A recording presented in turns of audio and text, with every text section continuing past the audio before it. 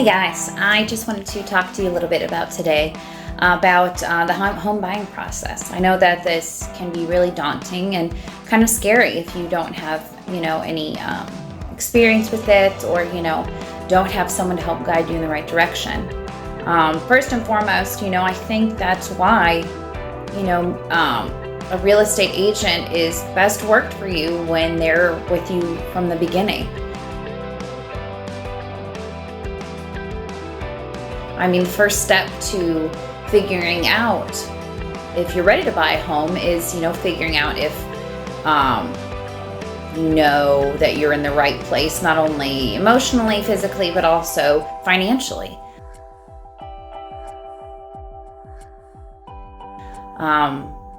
You have to kind of see, have you started saving for, a down payment or any other fees that you might incur along the way.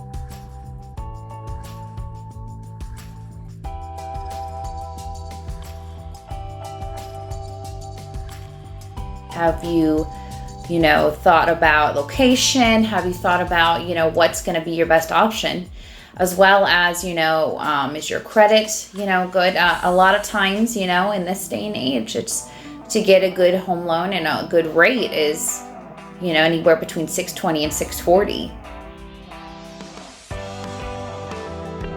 As well as making sure that your debt to income ratios, which is something really important that a lender is going to look at, is, are your debts too high? Do you have too many creditors? That's something you need to take into account as well. And I think a good agent can help kind of guide you in those things before you actually talk to a lender.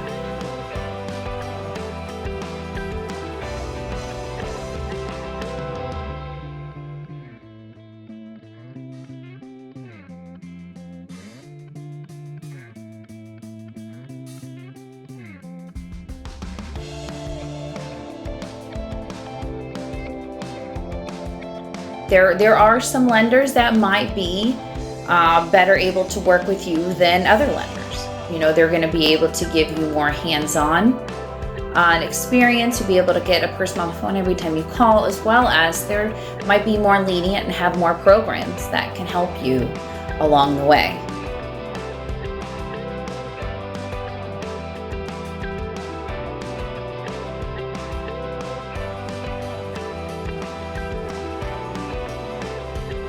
So the first step was, are we in a place to, actually purchase a home? Have we saved up?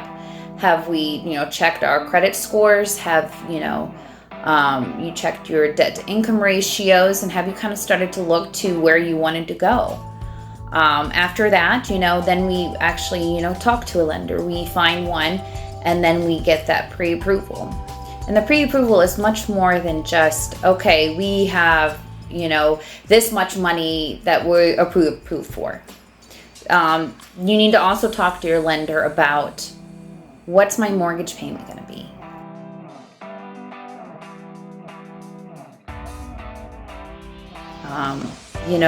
Yes, you can be approved for a certain amount, but you need to make sure that that monthly payment is something that you're going to be able to afford. I would hate for a client to be approved for a certain amount, and then when it comes down to it, they can't afford to make their monthly payments.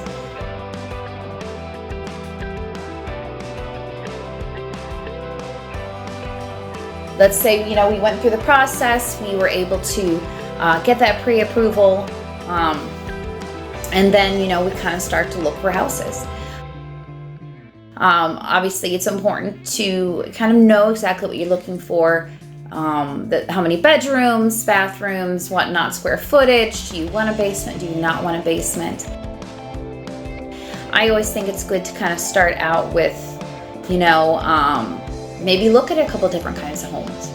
Maybe you do want a 2-story, or maybe, you would prefer everything on one level, not a lot of stairs. And that's something you take into account when you first start looking at homes and finding out which is something that you prefer. So you're searching through homes, you find the perfect one that's in not only your budget, but also is the type of home you want, location, all those things have to come together. And then we would start together and put together an offer. We put together an offer, and then, you get approved. They accept your offer. They might adjust some things, dates and whatnot, but we get an offer accepted. What's the next step after that? So after you get the offer accepted, you would go through and make sure that the earnest money deposit, which is pretty much just a deposit that you put towards the property, and just kind of ensures to the seller that you are a serious buyer and you plan on purchasing this property. The next thing we would schedule is our home inspection. Now, this is kind of confusing, where a lot of people get home inspections and appraisals confused.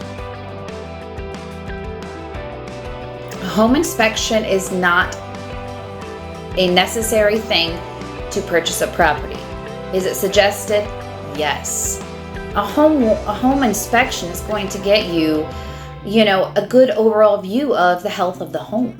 This person is going to come through and look for any red flags that you might have with the roof, the attic, the electrical, plumbing, anything like that, a lot of times as a first-time home buyer, you're not going to know. So yes, it is always suggested, even in this market where it might be difficult, to find that perfect home. It might take a little while.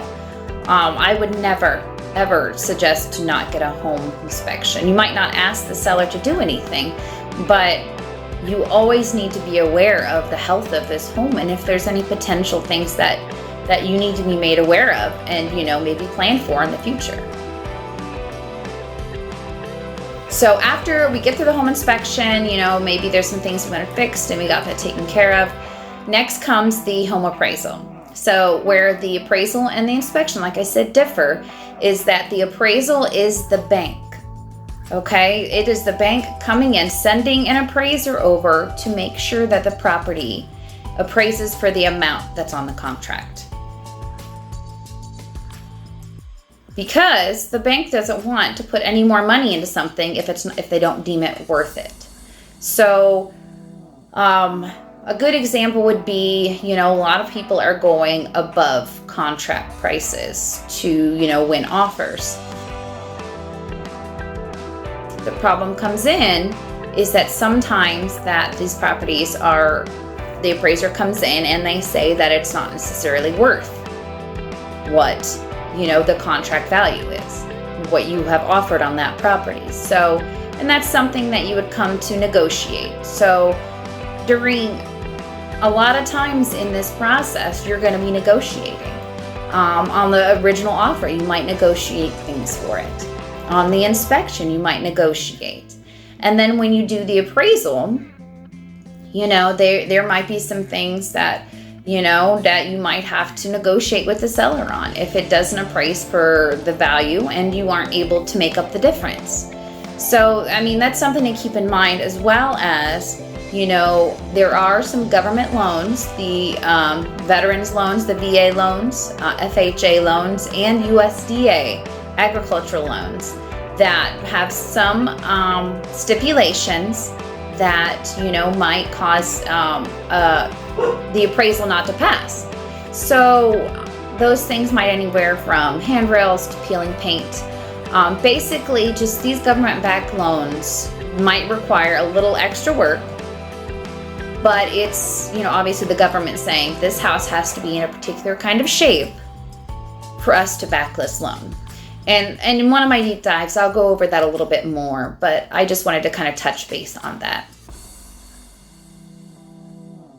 So, to run down, we have gotten our pre-approval, we have gotten a property under contract, we've gone through inspection, as well as the appraisal. Everything has gone well.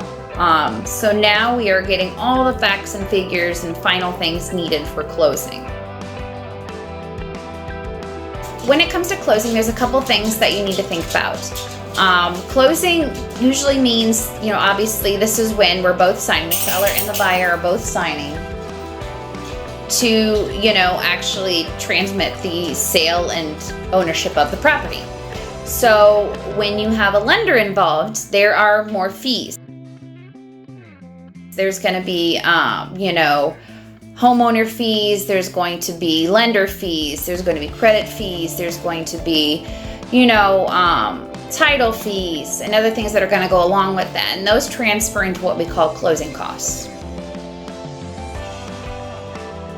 So something to keep in mind when you're saving for a down payment, something to keep in mind is, there's also going to be closing costs.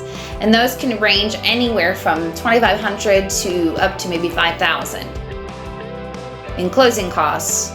So keeping that in mind, that's something that will come out at closing, as well as, obviously your down payment. So a couple days before closing, you're going to go ahead and you're going to get your closing documents. So we're going to look through everything with a fine-tooth comb, make sure all the fees look correct, where everything that we talked about, and that, the amounts are what we expected.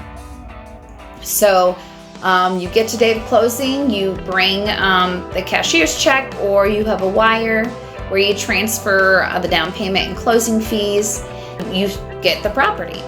Something to keep in mind is that sometimes, depending on how the contract states and, from what the seller prefers, you might not actually get possession of your property.